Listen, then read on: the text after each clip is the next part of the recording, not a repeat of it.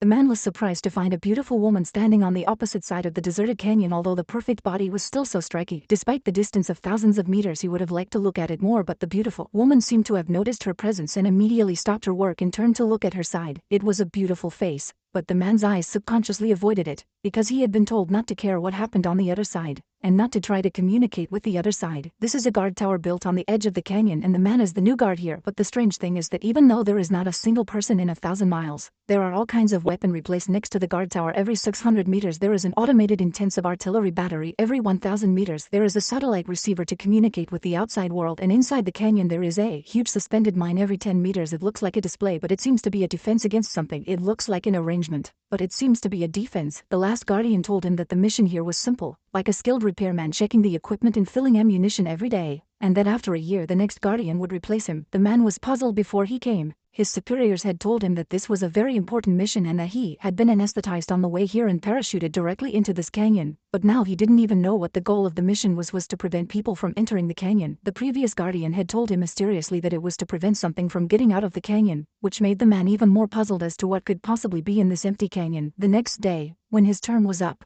Paul was told by his superiors that he could go home. He trekked dozens of kilometers to the top of a mountain, threw out a smoke grenade, and called out to his companions. Soon after, a rope was thrown down, and Paul hung it on his body and left. However, just before boarding the helicopter, his companion pulled out a gun and shot Paul, then cut the rope and threw him down, then reported it to his superiors. Meanwhile, the man started his new day's work, touring the territory and checking the equipment. It seems that, as the previous guardian said, it is a super simple maintenance job, even more boring than expected. After 30 days of work, the man reported to the military on the progress of the work, the second voice he had heard since he arrived in the canyon, and he was already curious about the work, but he could not help but ask a question. But the other party did not answer and simply hung up, as if he was trying to hide something. Bored, he remembered Paul's warning that he should not try to spy on the opposite side of the tower, but the more he stopped, the more curious the man became, so he couldn't help but use the binoculars to look across the river. But to his surprise, the opposite side didn't seem to be any different. The only difference was that the guardian of the opposite side of the tower was a beautiful woman, and the other side seemed to be similarly full of curiosity about his side of the situation. What he didn't expect was that this beautiful woman even took the initiative to contact him when he came outside and used the binoculars to look across the street. The beautiful woman wrote down what she wanted to say on the notebook because the two of them were too far apart and this was the only way for them to communicate with each other. The first thing she said was to ask the man his name, and a few moments later the man replied in the same way,